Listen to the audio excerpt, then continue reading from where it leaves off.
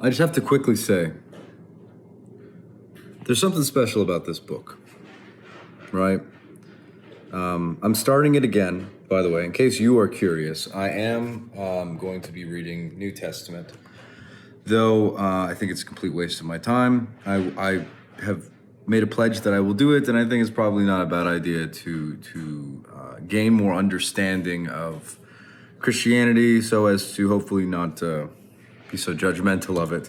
But I'm also starting back at Genesis because I can't read, this heretical book without reading the good book. And I just have some words to say. The thing about the Bible is every time I read of it, I learn something. Something is put into perspective, one idea or another. Obviously, you can make a million different points about anything in this world. The point is that with each word, it deepens, it strengthens individual ideas and contexts about the world. Everything is strengthened with every word, with every idea. And that's why I think that this book is incredibly underrated, because it just does something that no other book I've ever read has ever done. It strengthens my understanding. It strengthens my wisdom. And I could, people say that they've read it 20 times, and the people who have read it 20 times are the wisest people you've ever met ever. Because there's something special about this book, specifically. So what did I learn today? I'm on Genesis 3, right? Wild book. It's like every time I read just Genesis, I come to new understanding. Adam and Eve just ate from the tree of knowledge of good and evil, and they became naked. The serpent said to woman, "You will not die, for God knows that when you eat of it, your eyes will be opened, and you will be like God, knowing good and evil." So when the woman saw that the tree was good for food, and that it was a delight to the eyes, and that the tree was to be desired to make one wise, she took of the fruit and ate. And she also gave some to her husband, and he ate. Then the eyes of both were opened, and they knew that they were naked. And they sewed fig leaves together and made themselves aprons. They became naked. They weren't naked before. So I'm just drawing a comparison between, to modern society. Let's take the modern Muslim to the modern, leftist liberal. The leftist liberal is naked all day long, and the Muslim is always covered. The leftist liberal is naked but does many sins, right? They engage in sodomy and adultery and many different things. They spend hours on social media, and they find that it's okay to kill babies in the womb and all this kind of stuff that God specifically says is terrible, yet they are free and they are naked. And then you have the modern Muslim, which does lives by God's words and commandments to the T and is covered. But God says here that when they were unknowing, it was okay to be naked. Once they knew of the knowledge of good and evil and became wise, then they had to cover themselves. That makes a lot of sense. They had to become Muslims, right? They could no longer be lefty liberals. They could no longer be hippies. They could be hippies before, when they didn't know anything, when they didn't know the knowledge of good and evil, when they were just perfect beings. Introduce some evil, and now you have to be good. Introduce the knowledge of evil, now you have the knowledge of good, but now you have to be good. Before, you were, nothing was evil. This was not evil. The idea of being naked was not evil, even though it is inherently evil in the world that we live in. Why is it inherently evil in the world that we live in? Do we need to go into that discussion? It makes people lust. It brings sin into the minds of people. Because we naturally have evil and good in this world, it naturally brings sin into the minds. I'm not justifying anybody going out and, let's say, doing something bad to somebody because of something that they wear. That's not what I'm saying. We all have a responsibility to control our own actions. However, to some extent, we can't. As much as I try to control my own actions, if I see a naked woman over there, I'm going to go, ooh la la, right? I'm going to look, I'm going to double take, I'm going to be like, oh, I shouldn't look. But that image is still in my brain. That image is still in my brain, and it will be in my brain for the next week, probably. And it will cause me to delve into more sin than just the looking. I might become aroused in my dreams or in the thought of it at a later time. It might cause me to not look at my wife the same because she doesn't look like that, right? It causes more sin. And because I sin, it brings sin upon the person. If only they had covered up, then nobody would be sinning here.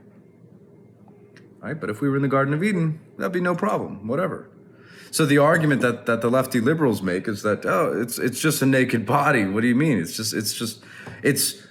your fault if you sexualize it. Well, yeah, that's true. But we're not in the Garden of Eden. We're in the world of the knowledge of good and evil, baby. Yeah, it's just what it is.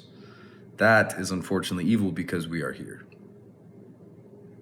I wish it wasn't. Just like you, I wish it wasn't. I wish we could all walk around naked and there would be no sin and everything would be perfect. And the lamb, could walk in the lion's den and go untamed and go uneaten, right? Like the child could put their hand over an adder's den and the snake wouldn't bite. I wish that was the world that we lived in, but it is not. So we are forced to live a certain way because the world is a certain way. Because Adam and Eve decided to eat from the tree of knowledge of good and evil. We have to understand also that life would not exist for all of us if this event did not occur. Now, I understand that this is like a metaphor, fairy tale, as some people put it. There is truth to this story, whatever it may be. I think the idea is more so that we are all a collective Adam and Eve, right? Adam became all man and Eve became all woman. Once they ate from the tree of the knowledge of good and evil. If they had remained naked and perfect in the eyes of God, then they would have not needed to reproduce. They would have not needed to come down into the world and populate it. The world would not be what it is today. It would not have, frankly, probably would have not needed to exist. So that brings up an interesting question. If God really wanted them to not eat from the tree of life, or tree of knowledge of good and evil, why did he put the tree there? Maybe it had to exist. It had to exist. Why? Because life had to exist. But if life had to exist, then that means that Adam and Eve would have had to have eaten from the tree of knowledge of good and evil. Right? If they hadn't eaten from it, there would be no point. This world, the animals, the vegetation, everything was made for us humans, after we have already eaten from the tree of knowledge of good and evil.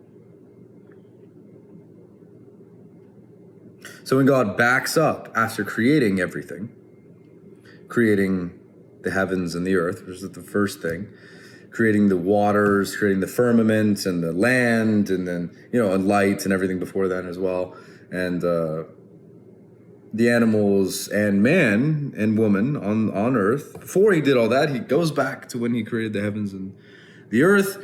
He sets up the Garden of Eden, and he gives Adam and Eve this choice.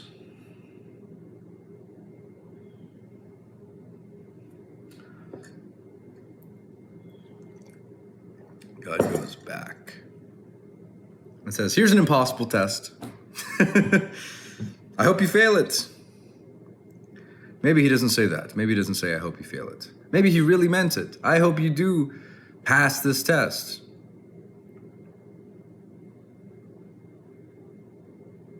But should we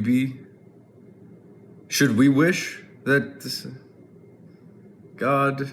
that Adam and Eve would have passed that test? I'm not sure.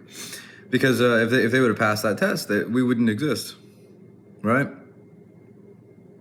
They failed that test, and so because of that, we exist. And because of that, life is the way that it is. And the adversary, in some kind of way, rules this earth, or we are constantly at war with the adversary, as Adam and Eve were in the garden after they had eaten from the tree. But that is what life is. Life does not exist without the adversary, right? That's what I'm trying to make. Life does not exist without the adversary. Without it, we might as well stay back before God had created, anything other than the heavens and the earth. And mind you, this is the description.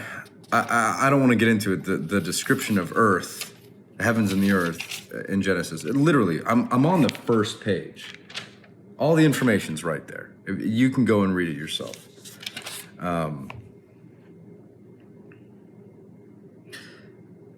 It really is interesting. Really is interesting. That's all I wanted to say. Have a great day.